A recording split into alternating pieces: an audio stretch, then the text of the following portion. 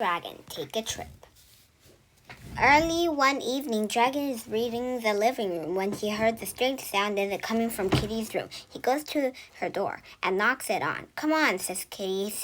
Then Dragon opens the door. He sees Kitty fighting her belongings into a suitcase. "There is so much fun. I need to pack our trip to Misty Island," Kitty says.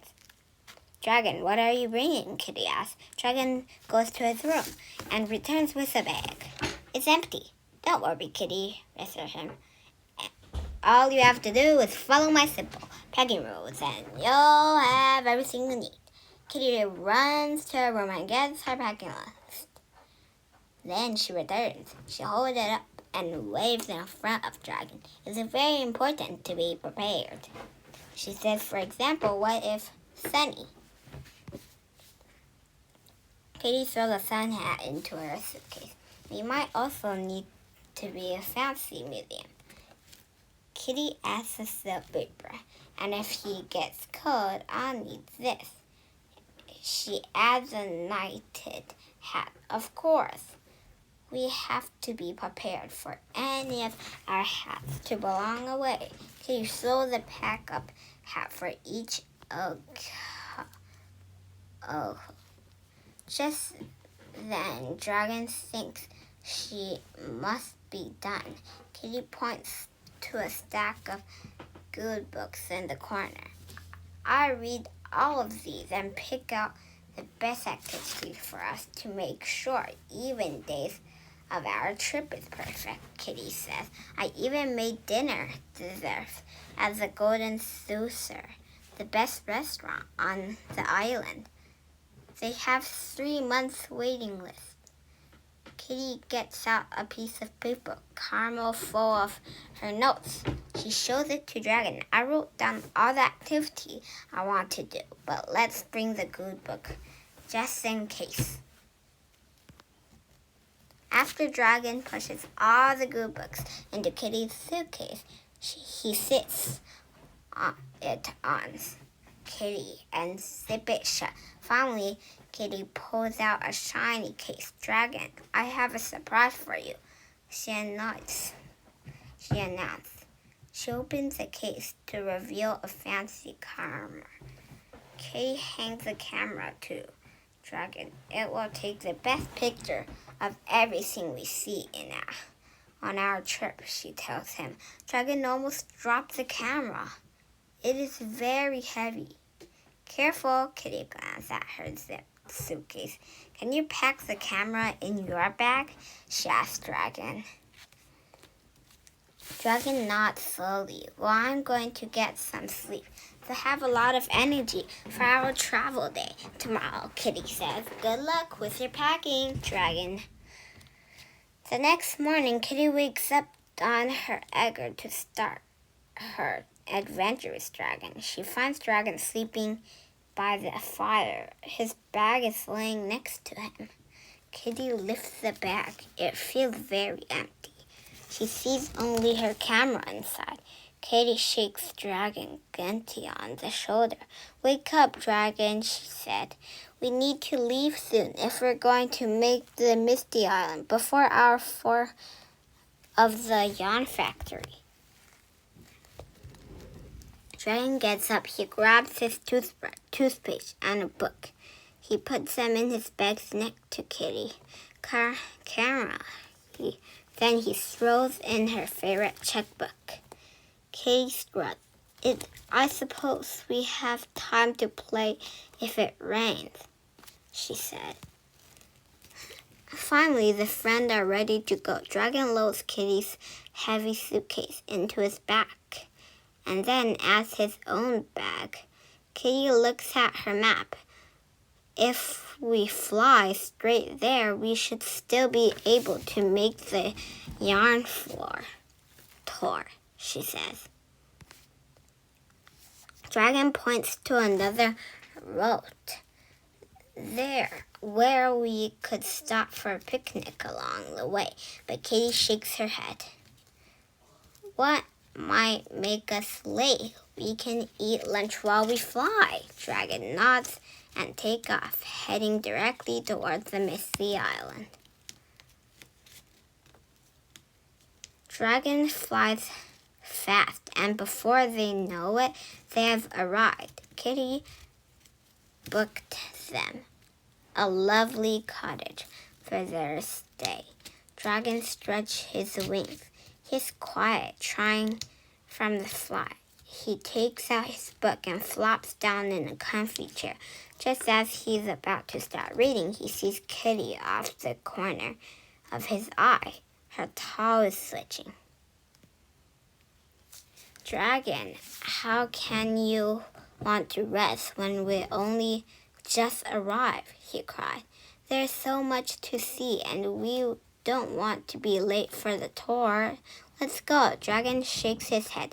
Right now, he just wants to relax. Well, I'm heading to that yarn tour, says Kitty. She gives him a piece of notebook paper. Here is a copy of the plan for today. You can meet me later. Meanwhile, Kitty brushes, checking things off her activity list. She makes it to the yarn tour in time and marvels at the factory colorful section. She could knit 100 rainbow scarves.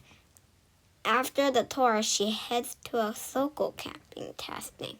She stamps the different flavor with detail. The next stop on Kitty's list is the Mystery Island House of Pancake. She's very hungry, so she orders 2 snacks of berry pancake and quickly dives into the first plate. Then the second stack of pancake arrived. Kitty takes one bite, then puts down her fork.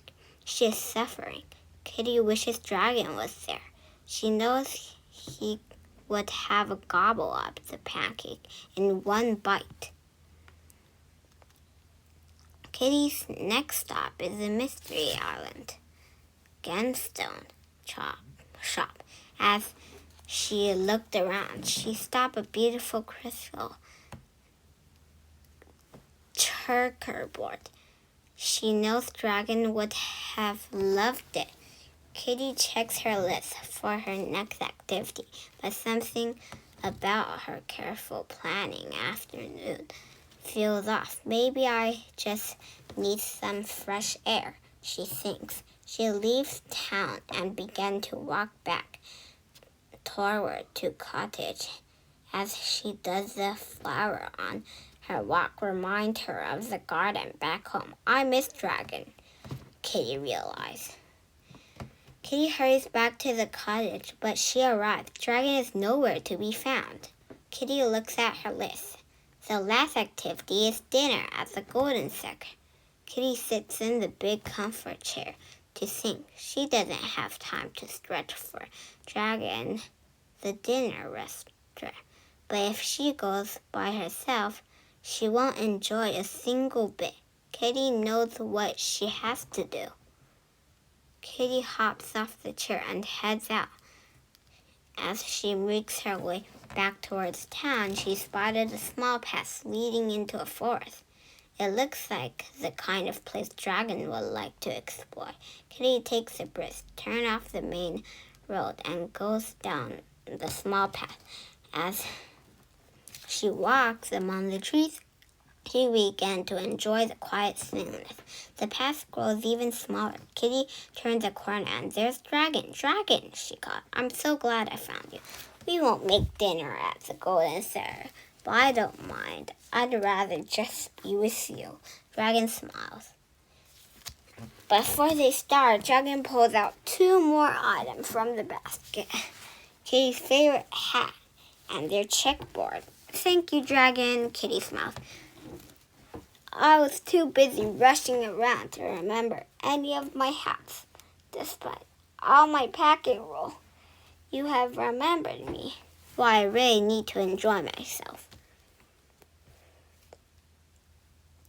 As the sun began to set, Kitty and Dragon share stories about their adventure. Dragon eyes wide. Then Kitty tells him that she ate a whole plate of pancake by herself. But I still take a piece of that pie. Thanks, Kitty laughed. Dragon points out the butterfly that led him to the clearing. It really is beautiful, Spot Dragon. Kitty tells him after a busy day is a wonderful place to relax with a friend. She grins, and it wasn't even in any of my good books. Dragon gets a thoughtful look on his face. He turns, digs around in the biscuit pack, and pulls out Kitty's camera. The two friends take a perfect picture of their picnic together. The next day, Kitty and Dragon took out the kitty activity list together. They pick out the couple of things that they each want to do. Kitty and Dragon wants to take a cooking class, and Kitty wants to get a hot cocoa at the local bakery. They end up doing both together. They wander through town. They eat dinner at the second best restaurant on the island, and it's delicious. When it's time to go home, they can't believe how quickly the trip went. Before they pack, Kitty takes Dragon's hand in her own. Dragon, thanks for showing me how to have the best trip ever. It's not about how many things you do. It's about being with the ones you love. Dragon smiles. He gives Kitty a big hug. Finally, all the bags are packed again. Dragon loads them on his back. Kitty hops. Let's take the long way home, Kitty tells Dragon. Dragon lifts off, and together the two friends soar through the night, heading mostly in the right direction.